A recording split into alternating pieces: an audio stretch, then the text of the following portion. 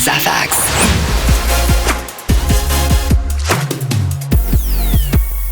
Breaking news, I've had a haircut. This is also episode 7 of Before the DAW, so it was about time. This episode is the first of 3 parts where we're going to talk about sonic identity.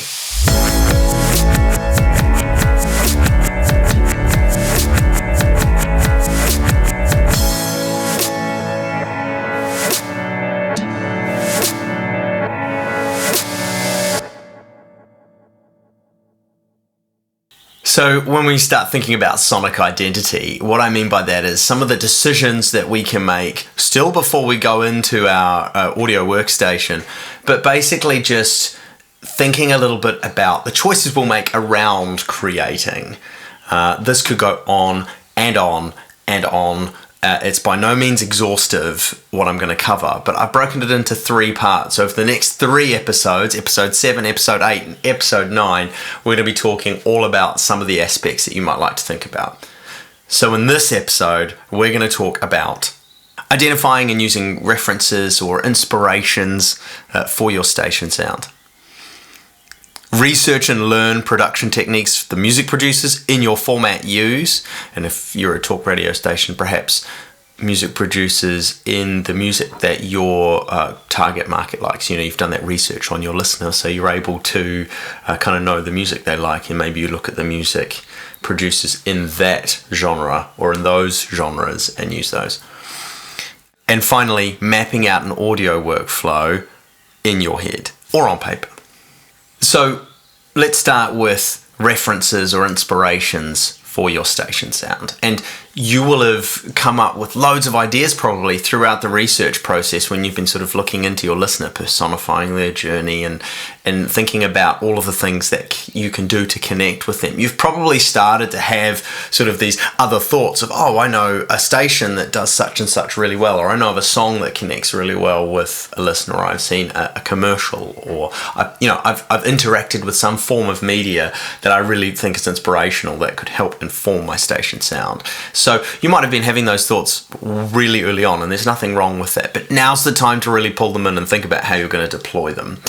I often try to have 2 or 3 sources of inspiration. Sometimes it can be 2, like something that's what I don't want to do, inspiration for how I don't want it to sound. And I don't mean looking for something that just sounds really terrible, but if you're aware of how someone else in your marketplace sounds, and you could use that as a sort of a yardstick to go, right, I don't want to do any of these tricks, or I don't want to do anything that sounds like this thing that I know someone else is doing that might be a competitor. So, inspirations or references can work 2 ways in that sense, but I like to have multiple references so that I'm not just relying on a single reference. If I find myself relying on a single reference, I feel like I'm running that danger of almost becoming too similar and not developing and not sort of standing on the shoulders of some multiple sources in order to create something new. There's a great documentary, Everything is a Remix, which I would recommend you checking out, which is all about taking all of these different elements and pulling them together to create something new. And that's what you want to do with your references and inspiration. And I've sort of said it before, right? You're standing on the shoulders of your inspiration and your references. You don't really stand on one, you can't put 2 feet on one shoulder and stand on it. You need to have 2 or maybe more if you want to be really sturdy. So I kind of feel like the more references you have, the more sturdy the sort of structure and idea and the initial inspiration is. Whereas if it's just a singular reference here, you really do run that risk of copying. And once you've identified your sources of inspiration and your references, listen to them constantly and start making notes on what you like about some of the things within those references. It could be audio processing, it could be the way a message is delivered, it could be a script, it could even just be that there's a visual aspect to something that you like that you want to recreate in an audio sense. But taking notes and trying to figure out what you can take from these things, and as I mentioned before, even a list of things you don't want to do, so you just got them to hand. It's a little bit easier than having to quickly refer back to your references every 5 minutes. Not that there's anything wrong with that, but if you've got lists in front of you or sort of you're building frameworks, it can be a lot easier to just listen to your own work and then check it off. Have I done this thing that I like? Yes. Have I not done this thing that I like? Have I avoided some of the pitfalls that would take me too close to my competition, for instance. So it can be quite useful to sort of listen to your references and make lists and sort of jot down the things that you take from them that actually inspire you. And that leads us quite nicely into our next thing in terms of writing down these ideas and seeing how they inspire you, and that's to go and research and understand some of the music production techniques for music within the format that you're playing, or if, as I mentioned before, if you're a talk radio station, music that your listeners like. And what I mean by this is jump on YouTube, hunt down producers for songs in your format, literally just hunt them down, find videos of how them walking through how they put a song together, how they process a voice or a vocalist or a specific instrument, and you might be able to lift that and use that in your production.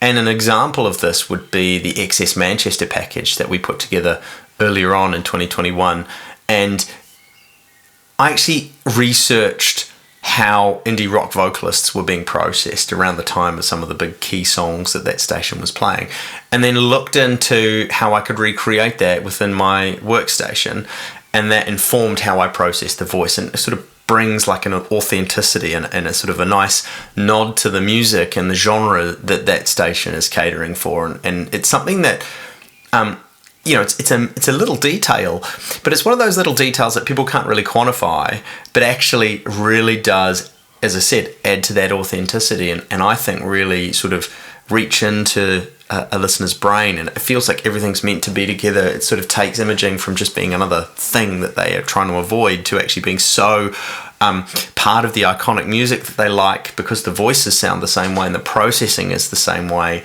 that it kind of beds in a little nicer for the listener. So it's sort of a nice way to lift these ideas and apply them. And there are many other ways that you could do this. It could be, if you like the way a particular song is structured, it might be that you look into how that songwriting technique is being used, or what the songwriting technique is, I should say, and then trying to apply that to sort of how you structure your promos, for instance. Songs often have kind of an A, B, C, B kind of feel, right? So you might be like, well, how do I make a promo that has that feeling? So there are lots of interesting things that you can lift from your references like that I definitely encourage you to explore by researching the music producers in your format or the songwriters in your format. And listen, it doesn't matter what format you're working in. Oldies, who cares? It'll work, because there are some really interesting techniques from some of that really like old school recording music that would be quite fun to apply. Same with hip hop, CHR, EDM, rock, whatever format, you can lift some really interesting techniques from music producers to use for your processing, and some really interesting songwriting techniques that you can lift to help you structure your promos, and so on and so forth. And finally, the last thing I want to talk about in this episode is mapping out an audio workflow in your head. And I do this a lot, and I think it's really quite useful before you even throw open your workstation to actually think you're sort of starting to think about your sonic identity here.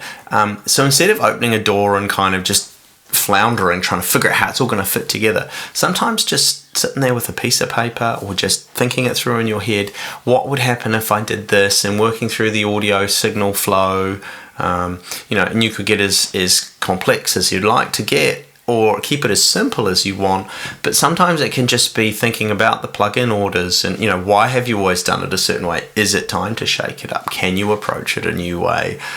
Just looking at some of these things just to speed you up when you do open the door, So if you've done your research, to use the rock example again, you've done your research and you've found that, a lot of the processing on rock vocalists is SSL API or DBX based plugins. So you've kind of got those there, and then you're trying to decide, right, which ones am I going to use and in what order, or how am I going to tie this stuff together?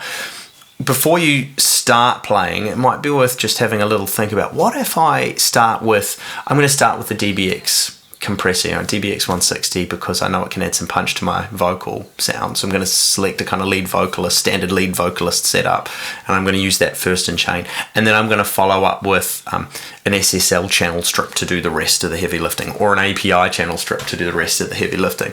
Just thinking about things in that way, or even a different way, I'm going to start with the channel strip and end with the DBX compressor. Just having a quick little think about that, nerding out a little bit about that, just to help you know how to attack it before you start, rather than kind of getting lost in a million options. Mapping that out before, as I say, in your head or on paper, can be really useful. And I will actually almost think through full templates in my head. How am I going to route certain things? How am I going to, am I going to use parallel processing, or am I going to be doing it straight as inserts, or am I going to use an audio suite? I'm a Pro Tools user, so am I going to be using audio suite? All of these kind of thoughts about how I'm going to approach just speeds me up, especially when you have a mountain of work. If you've already thought it through, you can attack it a lot quicker by knowing how you're going to approach it. So thanks for watching. If you've got any questions, comments, thoughts, feedback, you can get in touch. info@wizzfx.com. You can head over to any of the socials that we've got. We're all over the place. Or you can use the contact form on the website, WIZZFX.com. See you next time for part 2. Cheers.